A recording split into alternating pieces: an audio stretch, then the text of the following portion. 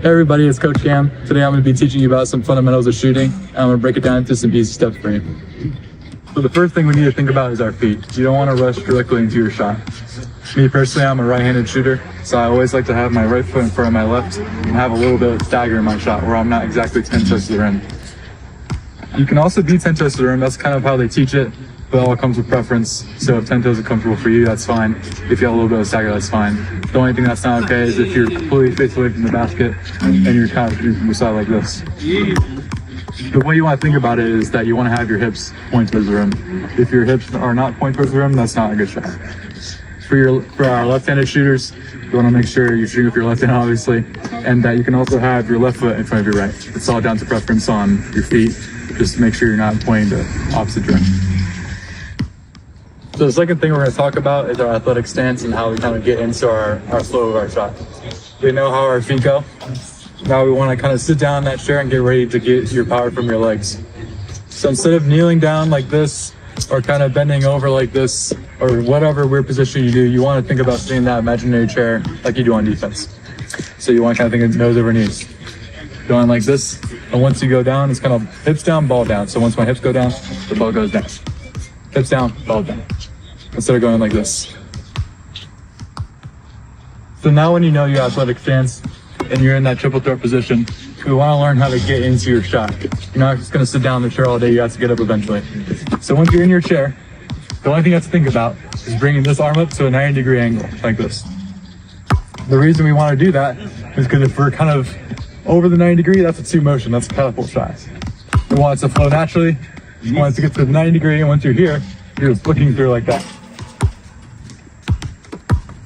So once you're down your shot, when you go hips down, ball down, you want to crease in your wrists because you want to be behind the ball. That naturally comes up at the 90 degree, and you're shooting there, snapping your elbow out, finishing off your fingers like that. Then we have our sequence down. Let's move on to the fine details. Before you even shoot the shot, you want to make sure your fingers are on the seams like this, kind of like that. You don't want your fingers to be on the main leather bits of the ball, because it's going to be different every time. You want your shot to be repeatable. So if you always catch the ball, find the seams as fast as you can, it's going to be the most repeatable shot you can get. So the reason we find the seams is to create rotation. So once you have your fingers in the seams, you really just want to be thinking about, once you get to your 90-degree angle, that this ball is coming off either your middle finger or two fingers, kind of whatever, but it's usually just the middle finger or these two. So you're going like either this or you're going like this. The reason you want to do that, because once the ball spins and it's going into the basket, it's a lot more likely for it to roll in. Let's say it hits the back of the hoop, kind of like right there. The more rotation it has, the more likely it's about to roll in. Also, even if it hits the front, if it rolls, it's a lot more likely to go in. Now that we have our fundamentals down, I want to talk you through my main tips of how I usually shoot and what I usually think of when I shoot, while I kind of give you a representation of what it looks like in a faster pace. So the main thing we want to think about is obviously our feet and getting the seams of the ball. Once you have that crease in your wrist and you're in your nose over knees stance, you want to go to your 90 degrees, snap through your fingers. You only want to think about your right hand, or if you're a left-handed shooter, only think about your left hand when you shoot.